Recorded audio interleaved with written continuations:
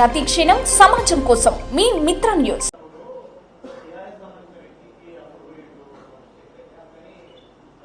అచ్చా, ఈ మాట డీకే అన్న గారు చెప్తుండ్రా? ప్రచారం ఎట్లా జరిగిందో 2019లో చూడండి. వాస్తవానికి బుద్ధుండాలి ఆ మాట మాట్లాడనికే. సిగ్గు శరమున్న మనిషి ఆ మాటలు మాట్లాడరు.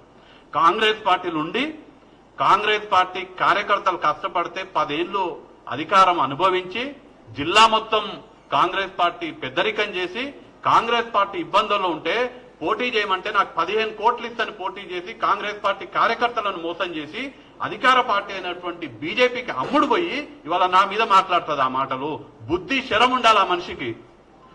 పైసలకు లొంగేటువంటి వ్యక్తి వంశీచంద్ర రెడ్డి అయితే ఈ పార్టీకి 100 కోట్లు సంపాదించేటోడిని. కాన్స్టిట్యున్సీ చూడకుండా పోయిందంటే నేను ఎక్కడ కాన్స్టిట్యున్సీ వదిలిపోలేదు. 24 గంటలు ఆమె ఎన్ని గంటలు పనిచేస్తుందో రోజుకి ఒక్కసారి నాతో వచ్చి ఢిల్లీలో నాతో ఉంటే తెలుస్తుంది. 24 గంటలకు 20 గంటలు మినిమం పనిచేస్తాను నేను పార్టీ కోసం.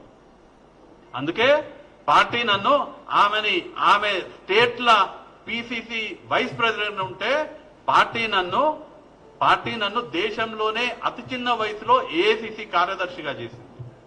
నాకు పార్టీ పట్ల ఉన్నటువంటి చిత్తశుద్ధి చూసి ఇవాళ దేశంలో అత్యంత చిన్న వయసులో ఉన్నటువంటి సిడబ్ల్యూసి స్పెషల్ ఇన్వైటీగా ఇవాళ దేశంలోనే అత్యంత చిన్న వయసు వ్యక్తిగా నేనున్నా. ఇది వంశీచంద్ర రెడ్డి వంటి వ్యక్తిత్వము. ఇది వంశీచంద్ర రెడ్డి యొక్క నిజాయితీ, పార్టీ పట్ల ఉన్నటువంటి చిత్తశుద్ధి. రేపు ఇదే చెప్తున్నదా, ఇది ఇన్ని అబద్ధాలు ఇన్ని దగాకోరు మాటలు మాట్లాడుతుంది కదా.